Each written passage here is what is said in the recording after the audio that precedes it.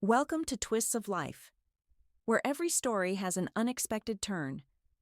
Stories of joy and sorrow, hope and redemption, just like the life we all live. Make yourself comfortable. It's time to begin.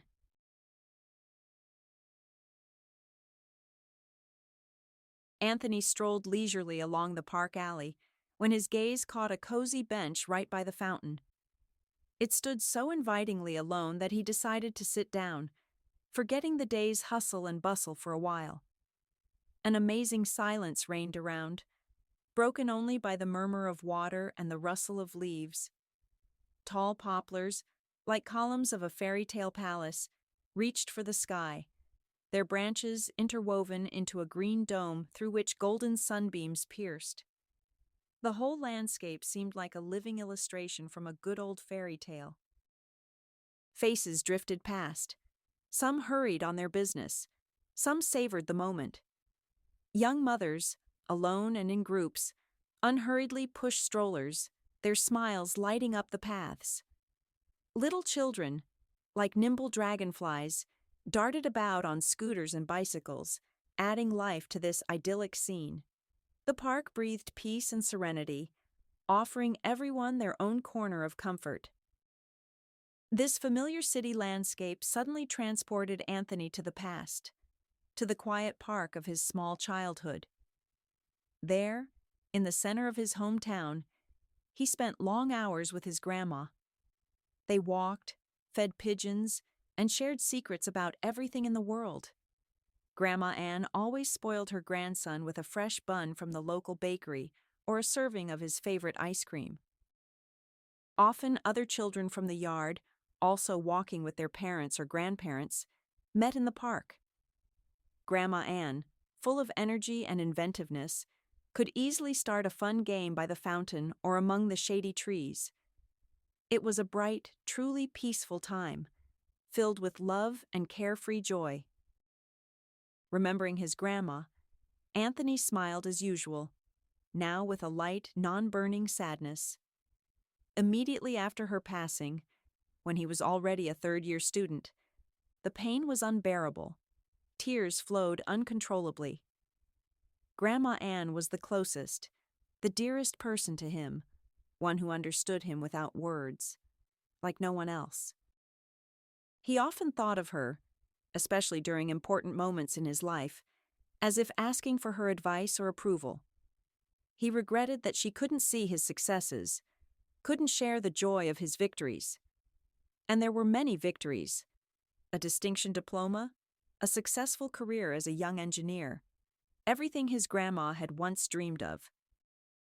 It was she who first noticed his unusual abilities, not just assembling a constructor, but creating amazingly harmonious, well-thought-out structures with an intuitive sense of proportion.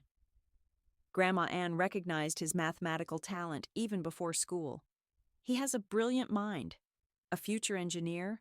A great future awaits him, she would say proudly, and his mom would just smile, considering it an expression of blind love. But Grandma was right about everything except one thing: the great future. Anthony's talent for mathematics fully manifested itself in the first grade. While classmates struggled with simple examples, he easily solved problems for older grades. The teacher gave him extra assignments so he wouldn't be bored, and his grandma worked with him at home. Having worked in an architectural bureau until retirement, she herself was a good mathematician and was proud that her grandson took after her. "Oh, it's a pity Grandpa doesn't see what you've become," she would sigh, looking at his diplomas from math Olympiads. Grandpa died when Anthony was only a few months old. Grandma missed him, often telling her grandson about her husband. Grandpa was a surgeon, respected and loved in the city, passionate about his work. He passed away right at work. A sudden attack, a heart attack. They couldn't save him. Anthony never saw his grandpa, but he loved him thanks to Grandma's and Mom's vivid stories, as well as many photographs. Grandpa's image was alive in his mind. He was invisibly present in the boy's life. But Anthony didn't know his father at all. The grown-up boy, who so lacked a male presence, began to ask questions. Grandma and Mom, caring and kind, couldn't replace a man's talk, playing ball together, discussing guy problems. Both long avoided answering, changed the subject, or referred to being busy. Finally, Mom couldn't bear it and told him the truth. His father left her when he found out about the pregnancy. He was a visitor. They met at a disco. He promised the moon and the stars, and disappeared. Learning about the child after he left, she decided to give birth, despite doubts about the father. Her parents supported her. Later, his father reappeared in their city, coming for work, and decided to find that girl for a date. Seeing her with a rounded belly, he disappeared again. All Mom knew about him was his name and city, and even that information might have been false. He never looked for them. Why? He knew where I lived. If he had wanted to, he would have found me himself, Mom sighed, admitting that he was just scared and ran away. She didn't blame him, but the story was unpleasant. It was hard for Mom to remember, as she felt frivolous and abandoned. Anthony, old enough to understand her pain and shame, still needed the truth. His mother's confession dispelled his illusions, and he stopped dreaming of meeting a hero father. The image of a pilot, sailor, or military man unable to be nearby due to important work crumbled. Until about the age of 10, Anthony lived with his grandma, then moved in with his mom, who rented an apartment near the Math Lyceum. It was easier to get to the new school that way. He no longer needed a nanny in the form of his grandma, but he still went to her every weekend. He missed his childhood room, his cat Bulik, and the special atmosphere of the house where his early childhood passed. In the new Lyceum, Anthony experienced his first strong and unrequited love. His chosen one was Victoria, a girl from another class. They only crossed paths in PE classes, where Anthony, an excellent student in all subjects, did not shine in sports talents. PE was his only weak, barely passing C. But everything changed when their class started having lessons together with the 6th B. Victoria was impossible not to notice. Tall, slender, graceful, like a young panther. Anthony watched her movements spellbound, her shiny hair the color of melted chocolate, which was always pulled back in a high ponytail during PE. This hairstyle revealed her face, allowing him to admire her perfect features. A straight nose, dark, arched eyebrows, beautifully curved full lips, and huge eyes of an unreal turquoise shade. They shone on her tanned skin like two lakes. Victoria was a beauty, and she knew it. Everyone noticed her beauty, and crowds of admirers always swarmed around her. Victoria was friendly and kind to everyone, but she didn't let anyone get too close, which secretly pleased Anthony. He wasn't among the obvious admirers. He lacked the courage. Popular boys, handsome, athletic, self-confident, and witty, who were nothing like him, circled around her. Grandma Ann was right. Anthony's talent fully blossomed within the walls of the specialized lyceum. Teachers praised him, gave him extra lessons, and assigned difficult tasks. In class, he quickly became an indispensable source of finished homework, never refusing anyone. For this, he was respected. News of his mathematical abilities spread beyond the classroom, and one day during break, she approached him. Victoria. Not in sports uniform, but in a black dress with a white collar, emphasizing her slenderness. For a moment, Anthony was completely flustered by her closeness. His heart pounded madly. "Hi," Victoria smiled radiantly. "My name is Victoria. Our class has PE at the same time as yours. Do you remember me?" She asks. If only she knew how much time he spent thinking about her. Anthony nodded weakly, unable to utter a word due to the raging emotions. Victoria came up to him herself, spoke to him. The situation seemed unreal but incredibly pleasant. "You see," Victoria continued, a little embarrassed. "The math teacher gave us a difficult test for homework, and I didn't understand anything. It's a crucial grade. If I get a C, I'll have a C for the quarter. Mom will kill me. Will you help me out?" For her sake, Anthony was ready not just to solve a test, but to move mountains. "Of course," he agreed. The girl's turquoise eyes lit up with joy. "Thanks." In a rush, she hugged him. "You really are great. It's not for nothing that the girls from your class say so." After that incident, they didn't become friends, but Anthony suddenly began to exist for her. Victoria noticed him in the corridors, greeted him warmly. Sometimes their eyes met during PE. Less often, she would talk to him about something insignificant, but it didn't matter. The main thing was that she noticed him. In 9th grade, Victoria started dating Mark, the captain of the football team. That year, many people at school formed couples. Perhaps it was that age. Anthony felt an unpleasant sensation seeing them together. It was jealousy. His childhood feeling for Victoria hadn't disappeared. On the contrary, it had grown stronger, evolving into something new and very powerful. Other girls didn't interest him, although some classmates clearly liked the smart and pleasant guy. If he had shown the slightest initiative, they would have gladly gone on a date with him. But all his thoughts were occupied by the unattainable Victoria. How happy Anthony was to hear rumors that Mark had left Victoria for an older student. They said she was adult, independent, and well off. Victoria, as if in revenge, almost immediately started dating a guy who was also older than her. He would pick her up after school in his own car, handsome, stylish, like a character from a TV series. It seemed he was also a student. Victoria, with shining eyes, would flit into the salon of the beautiful car, and they would drive away.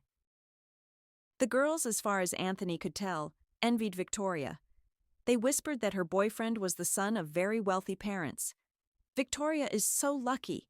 He's crazy about her. As soon as she turns 18, they'll get married. She got a ticket to a happy life." At that time, many dreamed of a prince who would shower them with gifts and fulfill their wishes, like in the movies. Young and naive, they didn't think about the price of such free cheese. Against the backdrop of Victoria's new admirer, Anthony felt like a complete nobody. How could he compare to such a prince with a car and rich parents? He was just an ordinary guy. And then there was graduation, entering university. Life sped up. Victoria surfaced in his thoughts only at the first alumni reunion, 2 years after graduating from the Lyceum. Anthony learned that the girls' predictions had come true.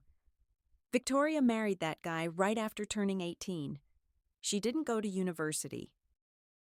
Her new father-in-law arranged for her to be a secretary in his company. Victoria received fabulous money, drove her own car, lived in a luxurious apartment in the center, and often vacationed abroad. She had brought the collective dream of the local girls to life. "How lucky," former classmates repeated, hearing her story from those in the know. Victoria herself didn't come to the reunion. She was vacationing with her husband in the Maldives. One of her friends even showed photos, a beautiful, happy couple on the beach, like scenes from a Hollywood movie. Anthony returned home in a sad mood.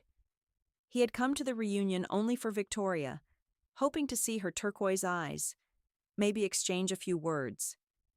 Over the years, he had matured, become more confident. It seemed to him that the relationship with the rich kid was over, and she was free. He would even have dared to speak of his feelings. But no, now she was a married lady with a completely different life. Perhaps that was her dream. She was envied. And of course, he couldn't give her all that. How could he? Life sped up again. Studies, exams, Olympiads, projects. As a promising student, Anthony was hired part-time by a large oil company, Spectrum. Getting in off the street was almost impossible, and the salaries were 3 or 4 times the regional average. At first, his head even spun from the amounts in his account. He had to work hard. Combining studying and working wasn't easy, but Anthony managed perfectly. His grandma and mom predicted a great future for him and were proud of him. Then only mom was proud, because grandma suddenly passed away. Anthony fell into apathy, from which he was pulled out by his beloved work, and the thought that his grandma would have been hurt to see him like that. She wanted him to live a full life, to rejoice, to develop. He thought he had forgotten Victoria. Memories of his first love remained, but there was no more torment. He even started dating Sarah, a girl from his university, a year younger. They met at a student conference. Sarah was sweet, kind, open, smart, and interested in modern architecture. Anthony saw that Sarah truly loved him. It was in her eyes and touches. It was surprisingly pleasant to know that someone loved you so sincerely. He himself didn't feel dizzying emotions for her, nothing like what he had experienced with Victoria. But he understood Sarah well. Her attention touched him, and her admiration was endearing. He wanted to take care of Sarah. He liked to make her happy, to see a smile on her face. They agreed on the important things, often understood each other without words, finished each other's sentences. Complete idyll. Anthony thought this was enough. He considered his feelings for Victoria teenage passions, and the adult world, in his opinion, felt different. The main thing was that he was good and calm with Sarah. The young couple were not in a hurry to get married. It was their mutual decision. They were happy together as they were. Both wanted to establish themselves in their careers first, to get on their feet. No one doubted that they would marry sooner or later. It was a settled matter. Anthony finished university first and immediately got a full-time position at Spectrum. His salary increased significantly, as did the complexity of his tasks. Sarah received her diploma next, and on the recommendation of the rector, she was hired by an architectural bureau. Her eyes glowed with enthusiasm when she talked about her work, and Anthony understood her, feeling the same way. Sarah even moved in with him. By that time, Anthony had been able to buy his own apartment and renovate it. They lived like a normal family and, of course, planned a wedding. They had been together for so long, everything was going according to plan. Why wait? They decided to postpone having children for now, but to formalize their relationship. Sarah dreamed of a summer wedding, a light white dress, a photo session by the river, and Anthony supported her. He liked every one of her suggestions. Or maybe he didn't care. The wedding details interested him little. His thoughts were occupied by another major project. It happened in February. Sarah went to visit her parents in a neighboring city, having saved up days off. That day, Anthony and his colleagues secured a large sum for an important project and decided to celebrate. The negotiations had been tense. They wanted to relax. Alex, one of the colleagues, suggested a bar in the center, assuring them it had the best live music, beer, and beautiful girls. The bar was almost full, but for Alex, a regular, there was a couch in the corner. The company settled in, joked, laughed, and made plans for the future. And then Anthony couldn't believe his eyes. He saw her, Victoria. His head spun, his pulse quickened, a chill ran down his spine. Just like in his youth, she still had a huge influence on him, a grown-up and successful man. His feelings, it turned out, had not disappeared. Victoria had changed, but she still attracted him like a magnet. Incredible. She stood at the counter talking to a waitress. They were smiling at each other. It was her smile, her long hair the color of milk chocolate, her turquoise eyes shining on her tanned face. But now there was something new, elusive, in them.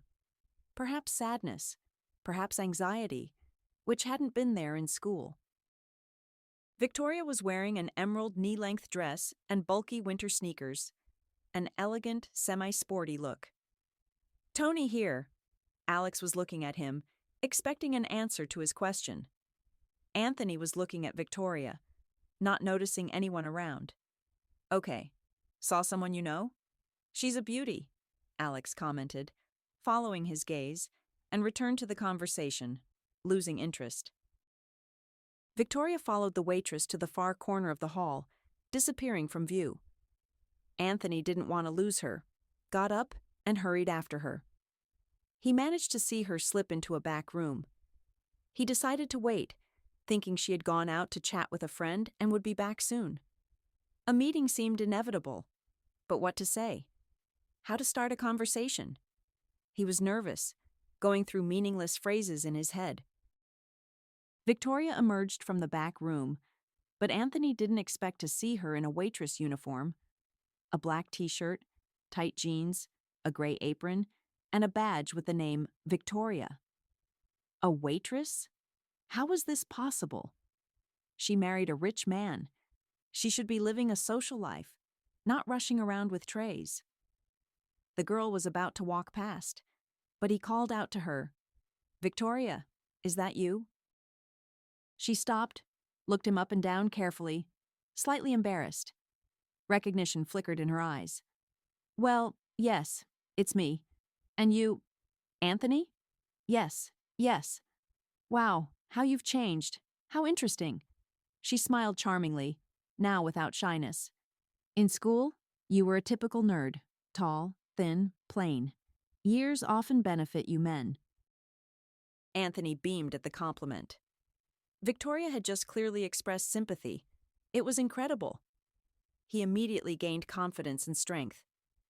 "And what are you doing here working?" he clarified. "As you see," Victoria sighed, the smile leaving her face. Life is a strange thing, unpredictable. Who would have thought everything would turn out like this? "Did something happen?" Anthony asked. "It happened. An unpleasant story. But everything happens for the best. I always say that. How about you? What are you doing?" "I work at Spectrum." "Ah, right.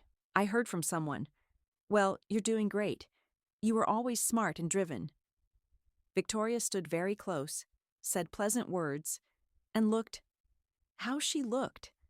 Her gaze was full of interest, admiration, warmth, tenderness.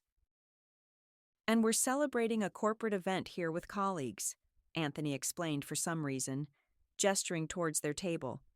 "Well, that's great. Are you planning to be here much longer?" Anthony shrugged. "There'll be fewer people towards the end of the shift. We can talk, okay? It's so nice to meet someone from childhood. That was the best time." All evening, Victoria was very busy, scurrying with trays, smiling at tipsy guests, joking back at their jokes. They often met each other's eyes, and Anthony's heart was flooded with tenderness. It was a silent dialogue with the girl who, it turned out, still meant a lot to him. Once, she hadn't noticed him, and now she herself suggested talking after her shift. Anthony's colleagues started getting ready to go home. He went out to see them off to a taxi.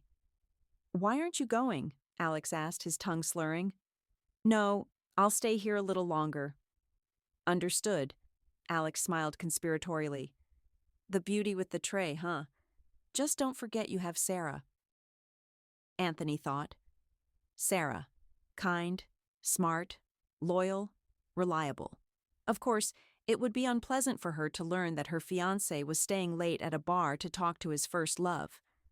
On the other hand, he wasn't doing anything wrong. He was just curious to find out how Victoria ended up as a waitress.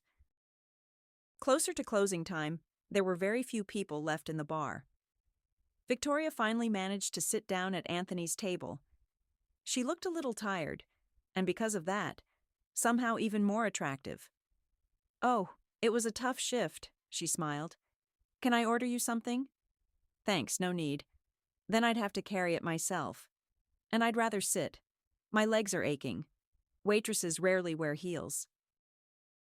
"It suits you," Anthony said. "Thanks. But a waitress uniform isn't what I'd like to wear.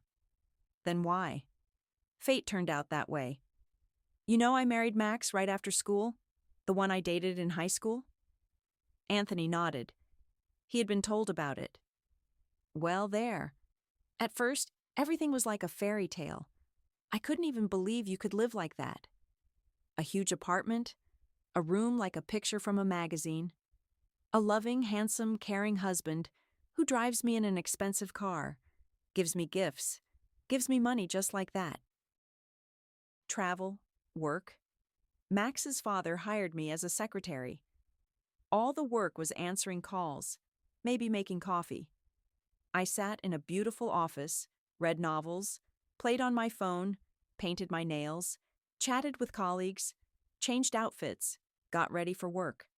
Beautiful. And the salary was more than decent.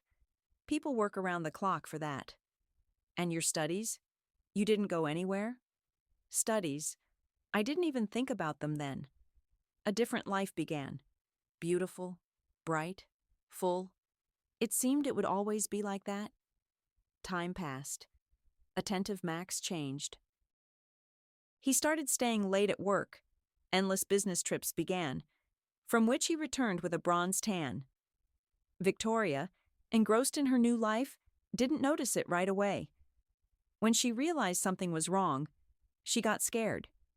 It dawned on her. Her happiness was fragile, completely dependent on Max. And his love, which seemed eternal, was drifting away. Victoria tried to fix the situation. Lingerie, cooking, gifts. She even talked about a child, although they had planned not to rush. Max treated her efforts with indifference. The conversation about a child angered him. We're not ready yet. It's too early to think about children. We haven't had enough fun ourselves. One day when Max was in the bathroom and left his phone, Victoria looked through it. She stumbled upon correspondence with Christine, his mistress, there was no doubt. The messages were eloquent, interspersed with candid photos and videos of Christine. Victoria expected excuses, but Max just shrugged. What's the big deal?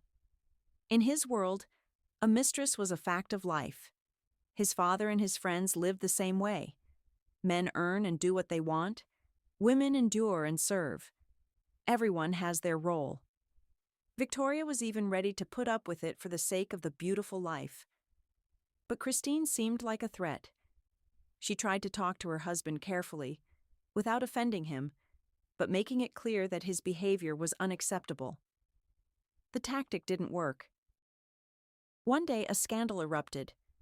Max called things by their names, reminded her where he had taken her from and what she had thanks to him, explained that everything had a price. Victoria felt like a nobody. She wasn't afraid of losing Max. He had become repulsive to her, a pompous peacock. She was afraid of losing the new life she had gotten used to. And so she resigned herself. I was disgusted with myself at times, but I lived with Max, pretending to be an exemplary wife and having otherworldly love when needed. Something like that, Victoria sighed, looking at Anthony. She endured infidelity and neglect, receiving unlimited money in return. Instead of saving for her own business or apartment, she spent everything on entertainment: clothes, clubs, trips, perfume. It helped her distract herself, feel happy. But more and more often, Victoria felt longing and a chilling emptiness in her chest. Drinking helped her forget, but not for long. And then Max casually announced a divorce, as if it were a trifle. It was as if Victoria had been punched in the gut. Her breath caught. She realized she would have to return to her parents' apartment. All the property was in Max's father's name. She wouldn't get anything. Back to the shabby Khrushchev-era apartment. Her perpetually drunk father, her controlling mother. No profession, no savings. A trite story. It's my own fault, Victoria sighed sadly again. Sorry for being so frank. It just burst out. I'm tired of keeping everything inside. And you were always good, understanding. Too wise for your years? It's nice to talk to you like this. The story turned out to be comically trite. Max met a young beauty in a club, and a romance began. The girl, not being foolish, got pregnant and got Max. He, before the passion cooled, decided to get rid of his old wife. So Victoria returned home. She couldn't live with her parents. She sold her branded clothes, pawned her jewelry, enough for 6 months of renting an apartment. She went looking for a job. She was, of course, fired from her father-in-law's company. With no education, she got a job as a waitress in a bar. I like it here, Victoria finally smiled. The music is good. The people are fun. It's even cool. I'm so sorry, Anthony said with sympathy. That's hard. Max played his game, found a new toy, got rid of the old one. Terrible. It's nothing. It's good we didn't manage to have children from him. He always looked down on me, and I, a foolish young girl, thought it was care, love. The new wife is unlikely to be happy, so I'm even glad I got rid of him. Really. Victoria looked into Anthony's eyes. Tell me about yourself. Do you have someone? No. Anthony lied for some reason. I don't have anyone. I'm free. Looking at Victoria, he couldn't tell her about Sarah. She seemed distant and alien now. They sat by the wall for a long time, reminiscing about the past, mutual acquaintances. Anthony easily confessed his years of infatuation. It's a pity I didn't know. That's exactly what I was looking for. Sincere feelings, love. The guys around me, they only wanted one thing. I thought it couldn't be any other way. Then they walked through the night city. They didn't want to part. Anthony put his arm around Victoria's shoulders. She leaned against him trustingly. She invited him to her place. She was renting an apartment not far from the bar. Anthony agreed. That's how they spent their first night together. In the morning, Anthony felt truly happy because Victoria was beside him. An unprecedented surge of energy, lightness in his soul. Even thoughts of Sarah didn't cloud his mood. He would talk to her, explain everything. Sarah was smart. She would understand. Dreams must come true. Absolutely. Otherwise, life loses meaning. They started dating. Anthony told Victoria about Sarah. He wanted to be honest with her. Victoria was upset, tense. Distrust flickered in her eyes. This has happened to me before, she said in a low voice. There was a man. He promised to divorce for me. He didn't. This is a different situation, and we're not married. The conversation with Sarah was long and difficult. Anthony sweated as if he had unloaded 3 wagons of coal. The always calm Sarah was hysterical, sobbing, begging him to come to his senses, even cursing him and Victoria. Anthony's heart ached watching his former fiancée. It seemed Sarah really loved him. Later, mutual acquaintances said that Sarah took the breakup so hard that she tried to commit suicide. Fortunately, she was saved and resuscitated. She spent time in the hospital, working with psychiatrists. Because of this impulsive act, she lost her prestigious job. Anthony felt guilty for what happened, but how could he help? Nobody is obligated to sacrifice their happiness for another, Victoria reassured him, who moved in with him immediately after Anthony's breakup with Sarah. Neither of them wanted to part. Anthony offered Sarah help through friends, but she proudly refused. She didn't want to hear about her former fiancé anymore, considering his actions vile and treacherous, even though he had told her everything right away. One way or another, things turned out wonderfully for Sarah. She recovered, found a job, got married, and had 2 sons. Anthony was happy for her. He even tried to call somehow, but realized it was pointless. Years passed. She had her own happy life. Anthony and Victoria also got married. The initial passion subsided, everything settled down. Anthony was happy and thought things would only get better. Victoria quit her job. Anthony supported her. He didn't advise it himself, but since she wanted to, he didn't like his wife working nights in a bar, smiling at tipsy men. He was probably jealous. He could fully provide for his family. Their home became cozier. Returning from work, Anthony always found tidy rooms and delicious food. Victoria was wonderful, beautiful, graceful, the very best. He forgave her weaknesses, whims, demandingness, baseless complaints. It even seemed cute. Beauties are allowed more. It's an axiom. And then something unforeseen happened. The Spectrum company where Anthony worked went bankrupt. Competitors had tried hard. It was a dark story. Spectrum was bought out, divided. People were laid off. Anthony was left without a job. He was quickly invited to a factory. A specialist of his level was known in the city. But the salary offered was 5 times less than at Spectrum, although still above average for the city. They had to tighten their belts. Victoria was used to spending large sums. Fitness, spa, shopping, cosmetology, restaurants with friends, trips to the sea. All this suddenly stopped. Anthony himself was worried, but for Victoria, the decline in the quality of life was a tragedy. Moreover, there were no prospects in the city. Victoria tried to persuade her husband to start his own business. "I need a different kind of character. I'm not like that," he honestly replied. He didn't see himself leading a business. He didn't have the necessary drive. He was an excellent performer. "Well, yes.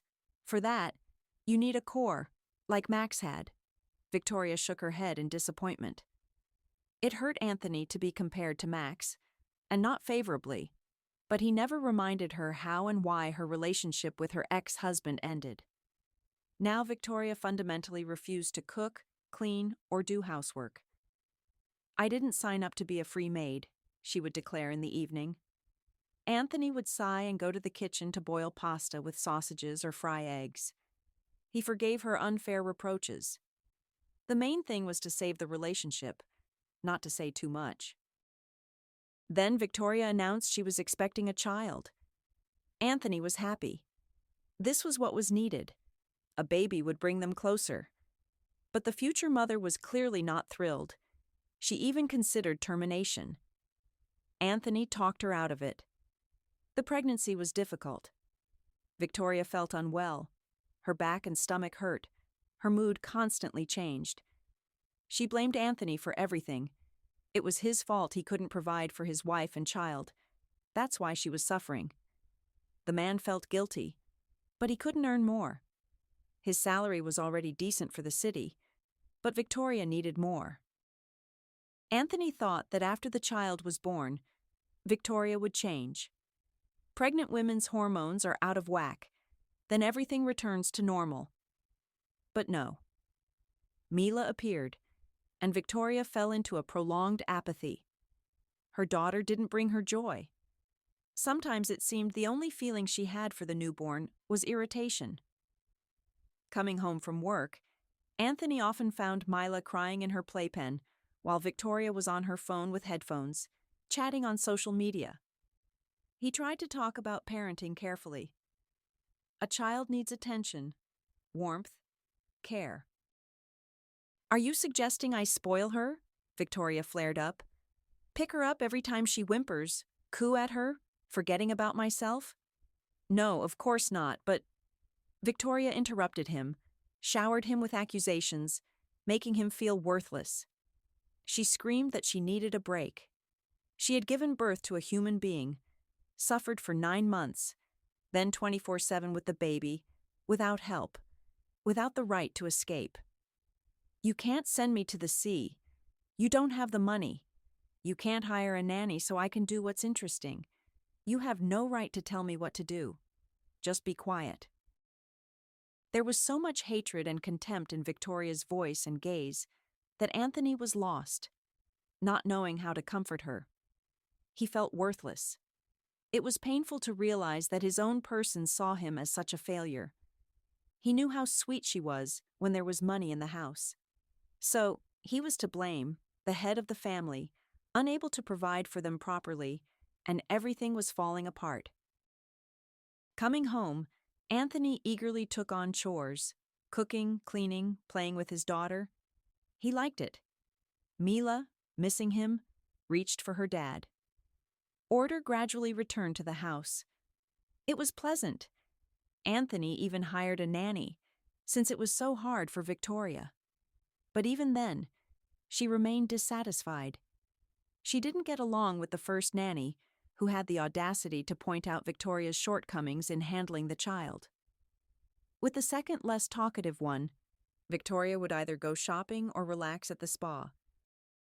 Of course, she couldn't live like before, but Anthony tried to ensure his wife always had money for her entertainment. He understood that women on maternity leave needed to relax. Everyone said so. But how Victoria behaved could hardly be called relaxation. She lived her own life. She only came home to sleep, sometimes in the early morning, drunk, cheerful. Anthony was worried, still loved her, hoped it was a postpartum state. Although Mila was almost a year old, you never know. He saw other mothers while walking with Mila, going to clinics.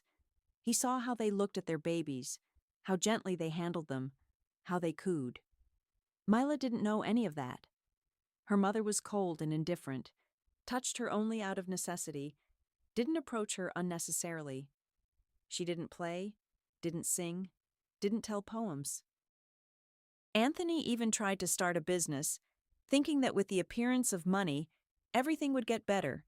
Victoria would become her old self. As expected, nothing came of it. He only lost his savings.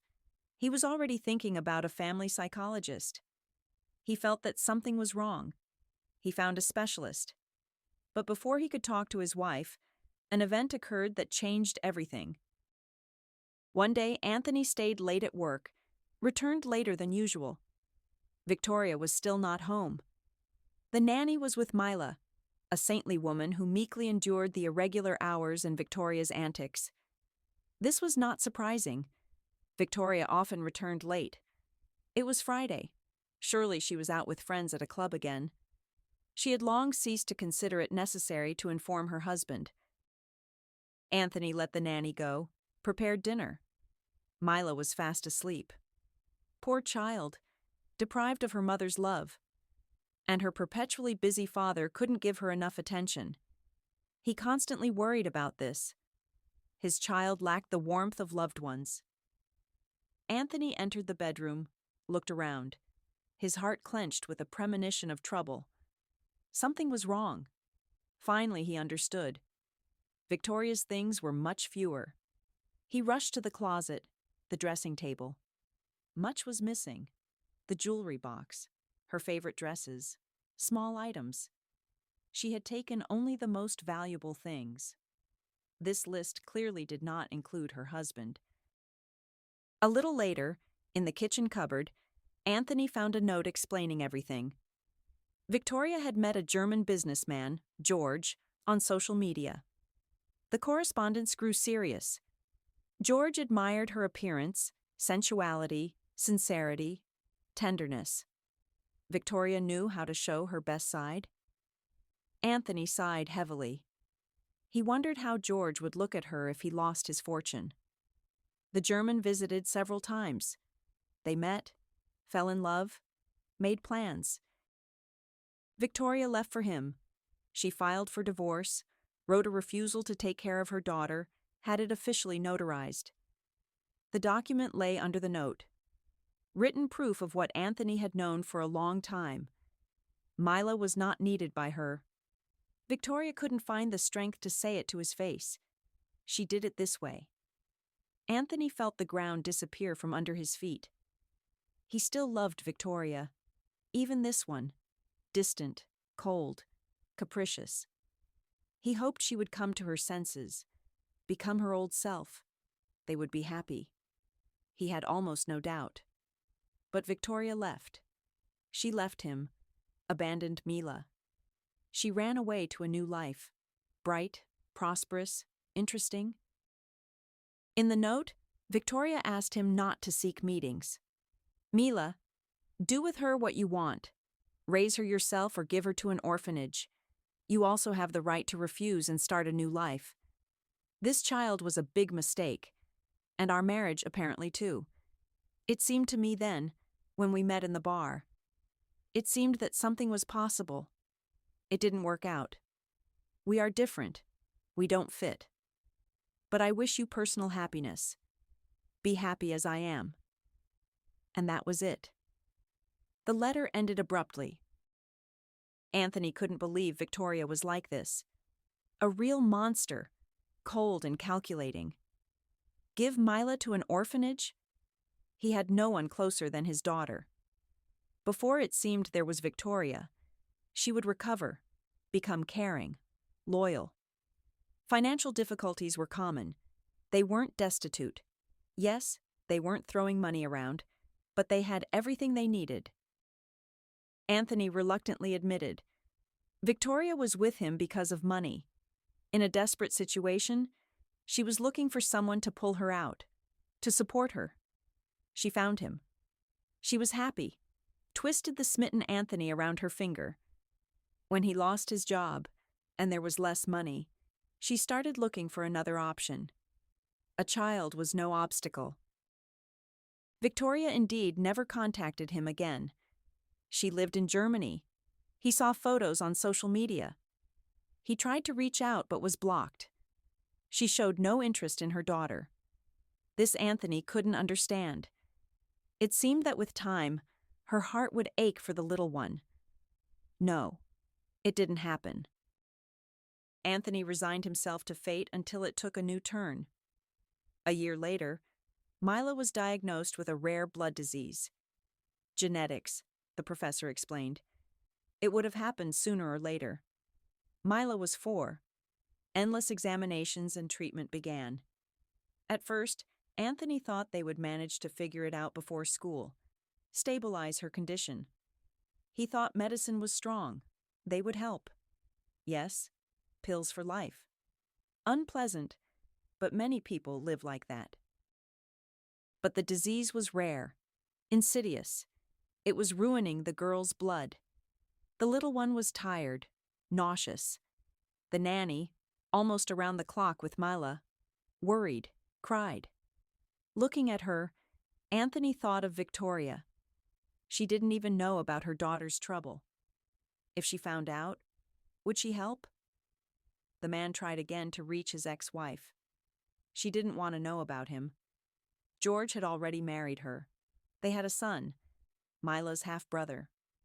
From the photos, Victoria was a tender mother to this child. This gave him hope. Maybe now she understood the importance of a mother to a baby. Maybe the news of her daughter's illness would touch her. Maybe she would help, find a German professor who would prescribe treatment, and Mila would recover. But Victoria categorically refused to communicate with her ex-husband, and to know about her daughter either. Anthony still managed to tell her through Victoria's friend. She asked me to tell you to forget about her existence. As if she doesn't exist. As if she died, the friend relayed. That's what she said. After that, Anthony understood. He could only rely on himself. There was no hope from Victoria. She had completely erased her ex-husband and daughter. And Anthony continued to fight for Mila's health himself. He had no one closer or dearer. Mila grew up as her dad's girl, looking at him with eyes full of adoration, as if she saw a demigod. Anthony couldn't let her down. Mila grew up kind and smiling. Despite her illness, she tried to enjoy life. Anthony was amazed at what simple things brought her delight. A butterfly on a leaf, the dance of snowflakes, a cat sneaking up on pigeons. Dad, how beautiful, look, the little girl pointed with her finger. And the man understood. Yes, his daughter was right. These were amazing sights. Anthony tried to spend every free minute with his daughter. He liked listening to her thoughts, making plans. Mila dreamed of becoming an artist, traveling the world. Looking at her drawings, Anthony understood. Perhaps the talent was evident. He enrolled her in a circle for preschoolers. But she couldn't attend, just like daycare. The illness took her strength, made her susceptible to infections. Anthony found a way out. He invited a drawing teacher home. The middle-aged woman immediately fell in love with Mila. This radiant little girl charmed everyone with her tenderness. But she didn't get better. On the contrary, the disease progressed. Rare, little studied, genetics. Genetics is complicated. She drew an unlucky ticket, he heard from the doctors. Everyone said the same thing. Few study it. The queues are miles long. The treatment is expensive, requires research. But some achieve remission. Nothing helps others. Anthony knew all the professors specializing in this disease. There were few of them. 2 in Russia, Dr. Sokolov and Dr. Naumov, both in Moscow. Neither was accessible. Queues, a consultation cost so much you'd need a loan. Time was booked a year in advance. He called almost every week. The answer was the same. No appointments. Call in a month or two. There was almost no hope left. He tried to contact doctors abroad. It was even harder there. Anthony felt devastated, powerless. He looked at his daughter.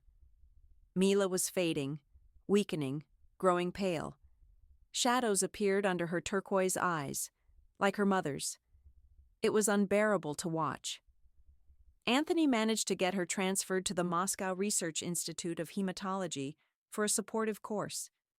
It didn't solve the problem, but it bought time.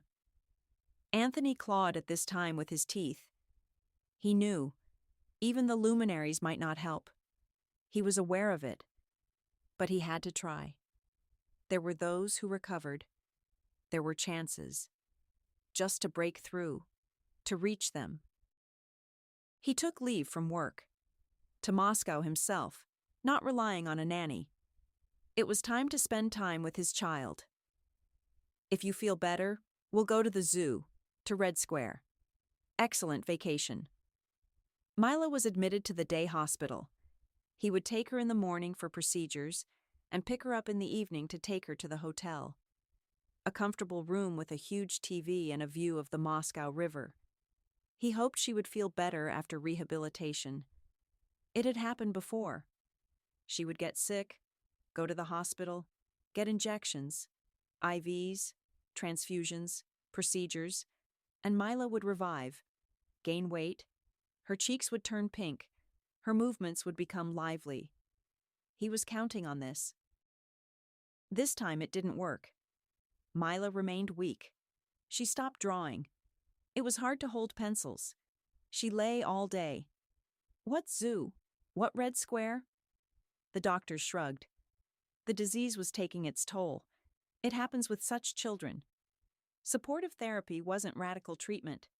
It was beyond the competence of general doctors. Experiments were needed, an individual approach, targeted help. It all came down to one thing: getting to Dr. Naumov or Dr. Sokolov. Anthony tried to get his daughter into a 24-hour hospital. Her condition was worsening. He was afraid that one night something terrible would happen, and he would be alone, unable to help. No beds, the doctors replied. No urgent indications. The condition is stable and expected. Emergency help is not needed. Anthony understood. Mila was fading.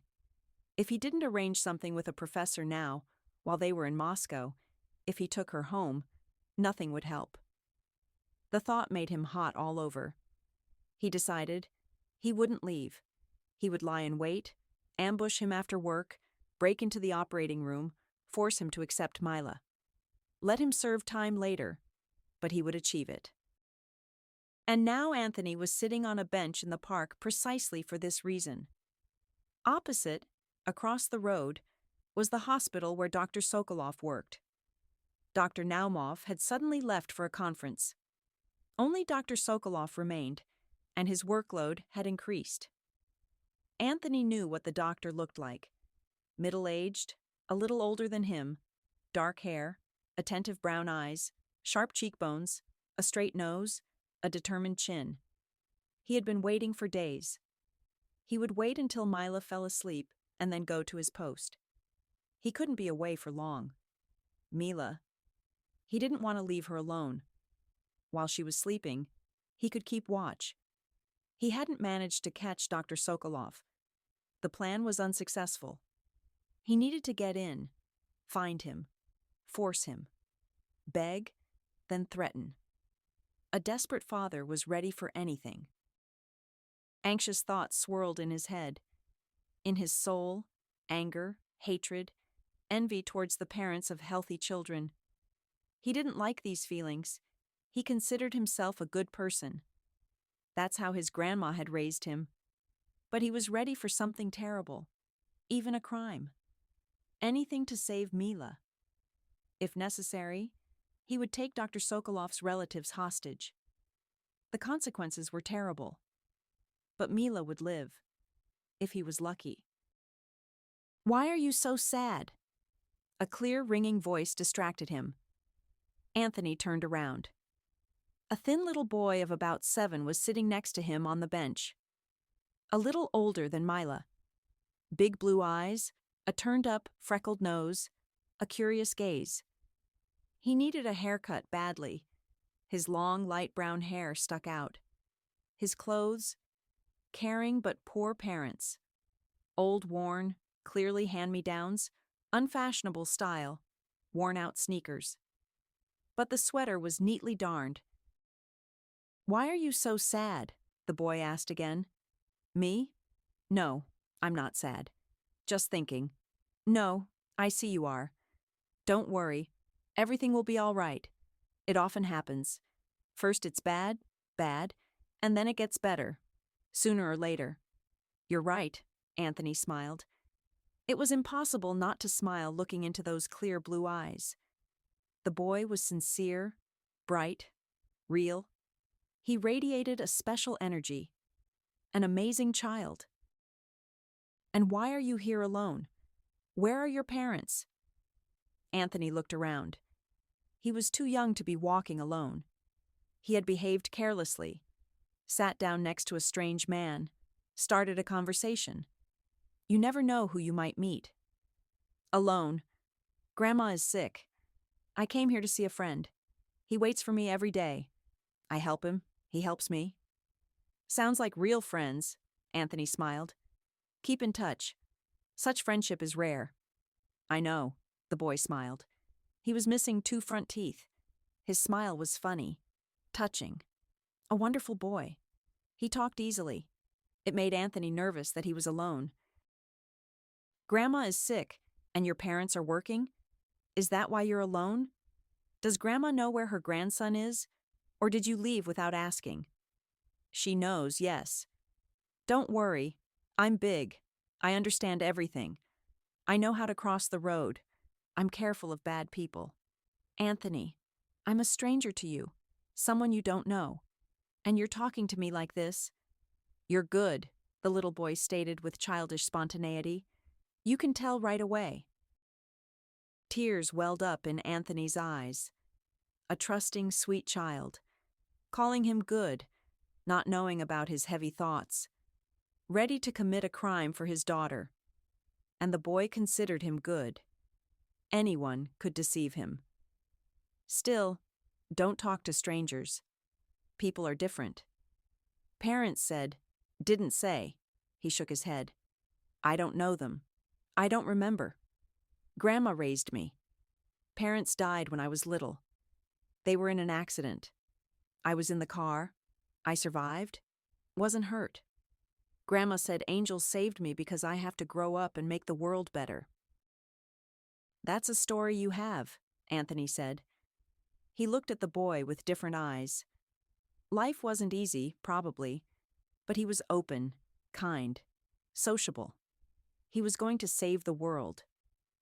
My name is Matthew, by the way, the young interlocutor introduced himself. And yours is Anthony, Uncle Anthony. A woman in a green coat, a pastry vendor, rolled a cart past. Buns, sweet. Hot from the oven. Who wants buns? It didn't escape Anthony's notice how Matthew followed the cart with his eyes. It dawned on him. The child was from a poor family, probably hungry. Matthew, did you have breakfast? A friend treated me to a sandwich, but that was a long time ago. He clearly wanted to eat but was shy. Anthony got up, bought 2 fluffy buns with raisins. He handed one to Matthew, who sank his teeth into it like a hungry wolf cub. Watching him eat was a pleasure, especially after his unsuccessful attempts to feed Mila. She ate nothing. Is the second one for you? Matthew asked. Why aren't you eating? It's delicious. No, it's for my daughter, Anthony replied. He thought maybe Mila would want a piece. He would be happy if she could manage a quarter. You have a daughter? What's her name? How old is she? Mila. She just turned 6. Why didn't you bring her to the park? The weather is good. You could have walked. You see, Matthew, Mila is sick. She has a fever. A naive little boy. He didn't know about illnesses worse than a fever. No, it's more serious. Not a fever. It's related to blood. Hematological. Anthony stared at the little one. Where did he get such words? Hematological didn't fit the appearance of a freckled, toothless first grader. Wow. Where did you get that knowledge? My friend knows a lot about illnesses, he tells me, Matthew explained. You know, your daughter needs fresh air and good emotions. I agree, Anthony sighed. Matthew was surprising. But Mila is weak. It's hard for her to walk. Then I'll come to your place. Do you live far? I want to be a doctor. I can heal a little. It helps Grandma when I put my hand on her forehead. She says it feels better right away. And Grandma won't mind if you go to strangers? She won't, the little boy assured him. She knows I can tell people apart. I avoid bad ones from a mile away. On the one hand, Matthew was right. Mila needed emotions. Anthony didn't know how to cheer her up. She was indifferent to toys, uninterested in cartoons, didn't eat sweets. She lacked interaction with children. She dreamed of kindergarten, playgrounds, but it didn't work out. And here was Matthew with an offer. It felt strange to go to a hotel with a strange child, to take a risk. But he wasn't going to do anything bad. On the contrary, he decided to risk it. Matthew was radiant, open, sensitive. If he could cheer Mila up even a little, the risk wasn't in vain. When they entered the room, Mila was awake.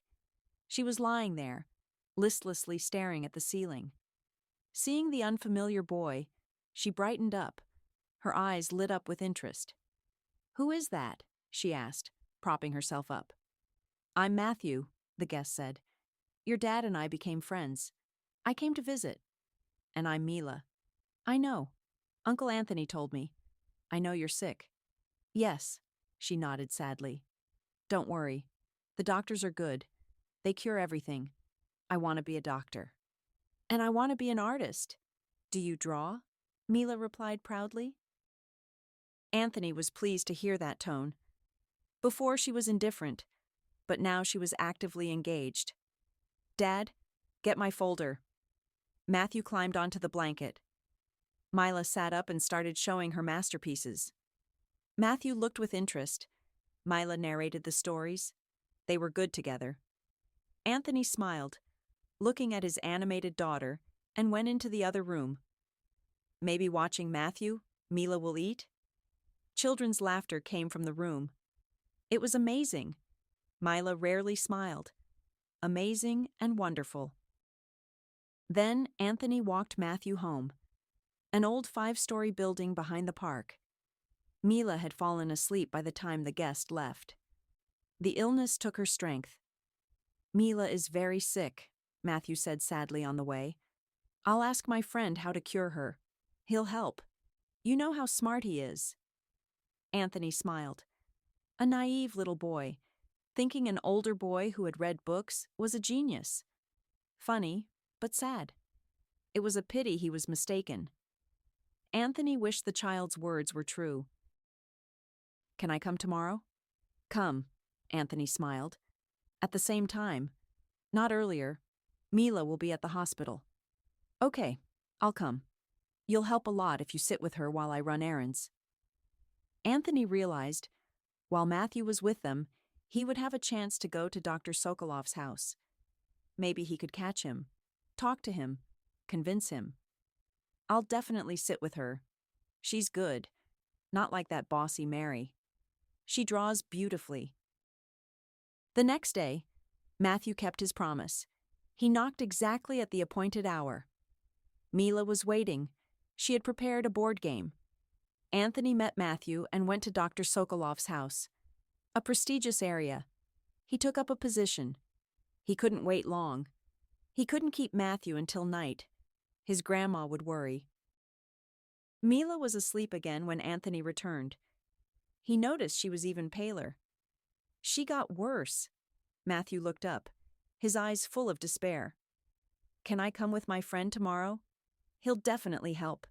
He's the smartest and kindest person in the world." Of course, of course. Come with your friend," the upset Anthony allowed. "The more people, the merrier. Mila will be happy." "You too," Matthew promised. "You'll be happy too. You'll see." During the night, Mila got worse. Fever, chills. Anthony stopped the attack by calling an ambulance. The doctors said, "Supportive measures." A little more, and they wouldn't cope. Mila was sleeping.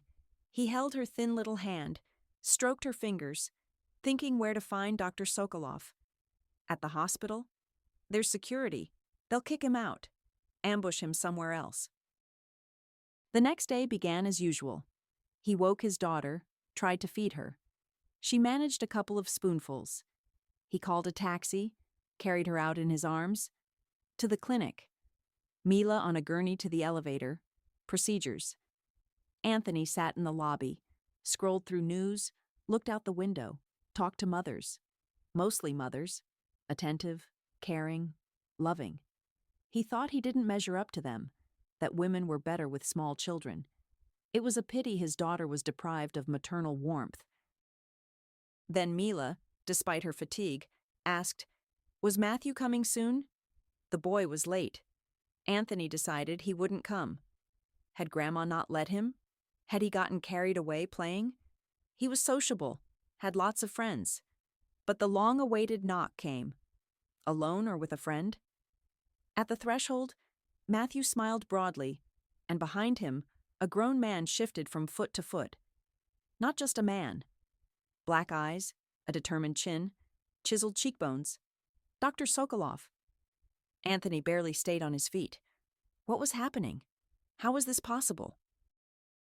"Hi, Uncle Anthony," Matthew said. "Meet my friend Uncle Andrew. Remember, you said he could come? He'll help Mila." A year and a half had passed since that amazing day. Anthony was in Moscow again, in the same park, by the same bench.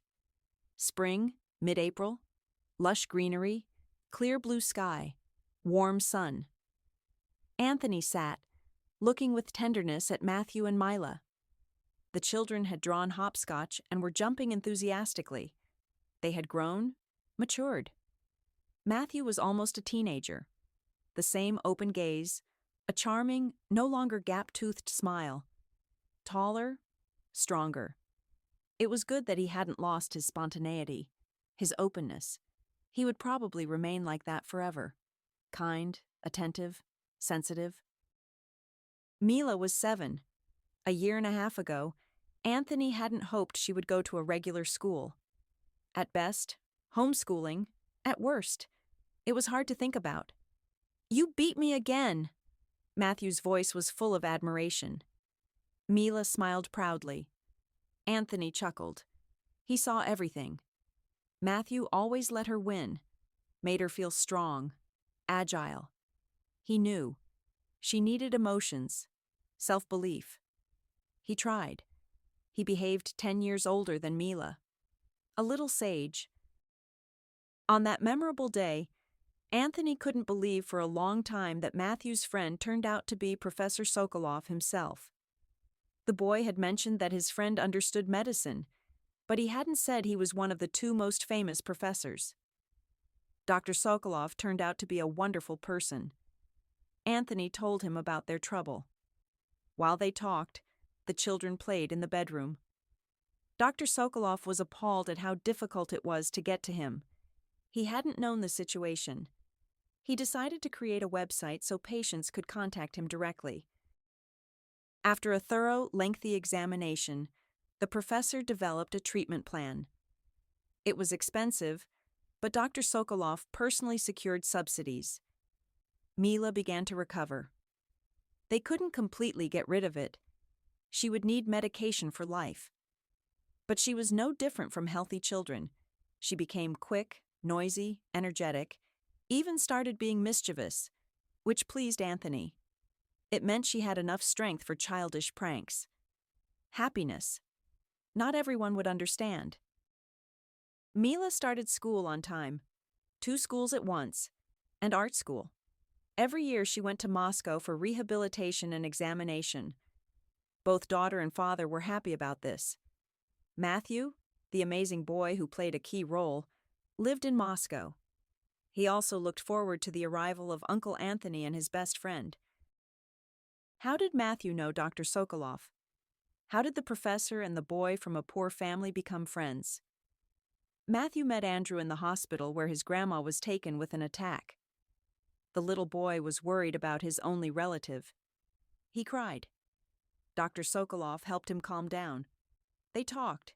He gave him water. They talked for a long time. Grandma laughed and cried. When the danger passed, Dr. Sokolov gave Matthew good news. By then, the boy and the man had become incredibly close. Matthew managed to say that he wanted to become a doctor. There were more topics for conversation. Dr. Sokolov was touched by the fate of the radiant boy. He didn't want him to end up in an orphanage during his grandma's illness and took him in. His wife gladly welcomed the guest. They had a son the same age, and the boys got along well. Since then, Matthew visited his friend, Uncle Andrew, at the hospital. Despite his busy schedule, he didn't refuse to talk to him, participated in his life, understood. It was hard for the elderly woman to raise her grandson alone. When Matthew, wiping away tears, told Dr. Sokolov about Mila, he couldn't remain indifferent, especially since it was about a disease the professor specialized in. Anthony and Dr. Sokolov were now friends.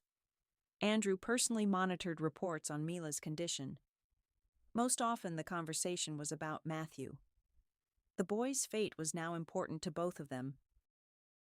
"A wonderful kid," Anthony would say. "I wish I had a son like that." "Smart and, most importantly, sensitive," Dr. Sokolov would agree. "The right combination for a future doctor. He will become a doctor who saves more than one life."